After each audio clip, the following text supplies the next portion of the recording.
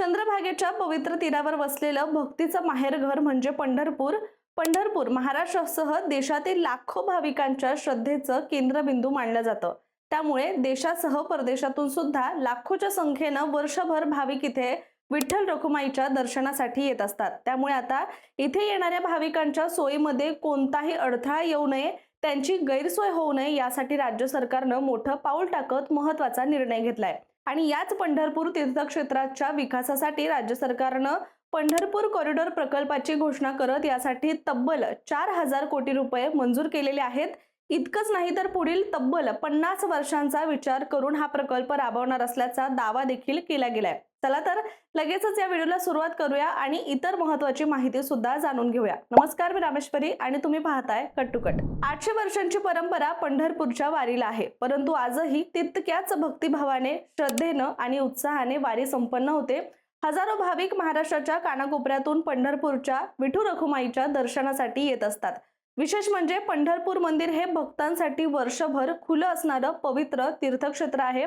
त्यामुळे आता राज्य सरकारनं पंढरपूरच्या विकासाचा विडा उचललेला आहे. सगळ्यात आधी राज्य सरकारचा नेमका निर्णय काय आहे याबद्दल आपण बोलूयात. तर राज्य सरकारनं सुमारे 4,000 कोटी रुपयांच्या पंढरपूर कॉरिडॉर प्रकल्पाला मंजुरी दिली असून यामुळे शहराचा मोठ्या प्रमाणावर कायापालट होणार आहे. दरम्यान मुख्यमंत्री देवेंद्र फडणवीस यांच्या अध्यक्षतेखाली मंत्रालयात झालेल्या उच्चस्तरीय बैठकीत सुमारे 4,150 कोटी रुपयांचा सर्वसमावेशक विकास आराखडा मंजूर करण्यात आलाय. यातील सगळ्यात महत्त्वाची आणि खास गोष्ट म्हणजे मुख्यमंत्री देवेंद्र फडणवीसांनी हा प्रकल्प 30 महिन्यामध्ये पूर्ण करण्याचे आदेश दिलेत. पण यामागे सुद्धा राजकारण दडलेलं आहे. ते असं की आजपासून जरी पुढचे 30 महिने धरले तरी सुद्धा नोव्हेंबर 2028 साल उजाडतं. पण खरी गंमत ही पुढे आहे, म्हणजेच 2029ला आता पुढच्या लोकसभा आणि विधानसभेच्या निवडणुका होऊ शकतात. त्यामुळे त्या निवडणुकांच्या अनुषंगानं विचार केला तर त्याआधी हा प्रकल्प पूर्ण करण्याचं उद्दिष्ट मुख्यमंत्र्यांनी ठेवलेलं आहे. आता या प्रकल्पात पंढरपूरचा नेमका विकास कसा होईल हे सुद्धा पाहूयात. तर पंढरपूर मंदिर देशभरामध्ये प्रसिद्ध असून आषाढी, कार्तिकी, चैत्री आणि माघी वारीच्या काळामध्ये इथे लाखो भाविक आणि वारकरी दर्शनासाठी येतात. विशेषतः मागील आषाढी एकादशीच्या दिवशी जवळपास 28 लाख भाविकांनी दर्शन घेतल्याची नोंद आहे. त्यामुळे इतक्या संख्येतील गर्दीमुळे शहरातील अरुंद रस्ते, अपुरी वाहतूक व्यवस्था, स्वच्छतेचे प्रश्न आणि सुरक्षेवरील ताण या समस्या वर्षानुवर्ष प्रकर्षाने जाणवत होत्या. त्यामुळे या सर्व अडचणींवर कायमस्वरूपी उपाय म्हणून पंढरपूर कॉरिडॉर प्रकल्प राबवण्याचा निर्णय घेण्यात आलाय. या प्रकल्पाचा मुख्य गाभा म्हणजे मंदिर परिसर आणि आसपासच्या भागाचा एकसंध, नियोजनबद्ध आणि आधुनिक पद्धतीने विकास करणे. यासोबत मंदिर परिसर अधिक मोकळा, प्रशस्त आणि सुटसुटीत करण्यावर भर दिला जाणार असून दर्शनासाठी लागणारा वेळ कमी करणे आणि गर्दीचं व्यवस्थापन सुलभ करणे हा त्यामागील उद्देश आहे. शहरातील मुख्य रस्ते रुंद करण्यात येणार असून सरळ आणि नियोजित मार्ग तयार केले जातील.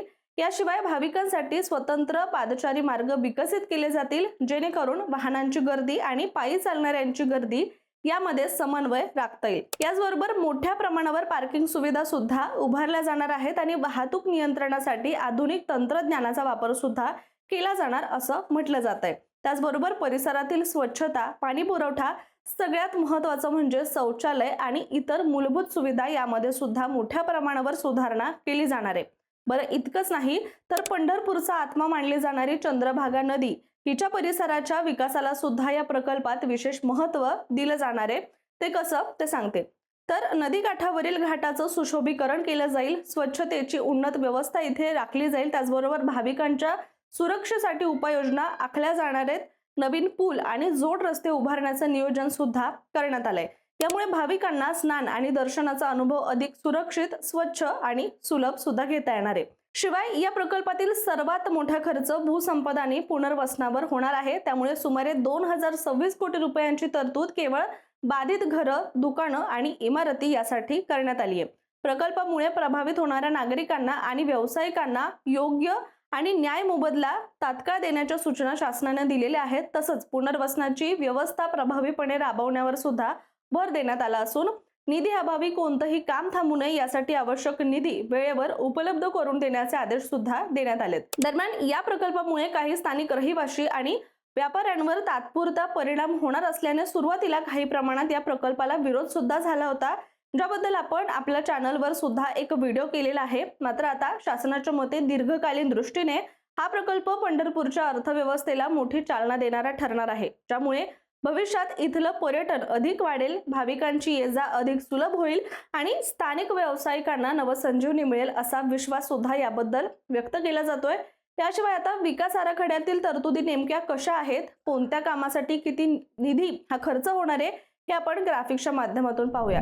आता गर्दीचं प्रभावी व्यवस्थापन करण्यासाठी जो कॉरिडॉर उभारला जाणार आहे त्यासाठी 254.61 कोटी खर्च केला जाणार आहे। पुरातन मंदिर व मठांचं जतन व संवर्धन करण्यासाठी 36 कोटी, बाधितांना व्यावसायिक संधी उपलब्ध करून देण्याकरिता 156.53 कोटी खर्च होईल। वारकऱ्यांसाठी समग्र सोयीसुविधा विकास करण्याकरिता 288.66 कोटी रुपये खर्च केला जाणार आहे।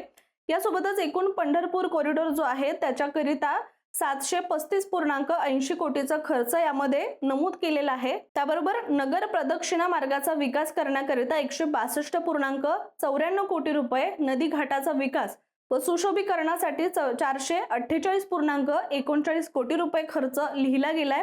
यासोबतच वाहनतळ आणि व्यापारी संकुल याकरिता 68.48 कोटी रुपये, शहर सुशोभीकरणाकरिता 480.50 कोटी, शहराला जोडणारे रस्ते आणि जे पूल आहेत त्याकरिता 127.60 कोटी रुपये सुद्धा यामध्ये नमूद करण्यात आले।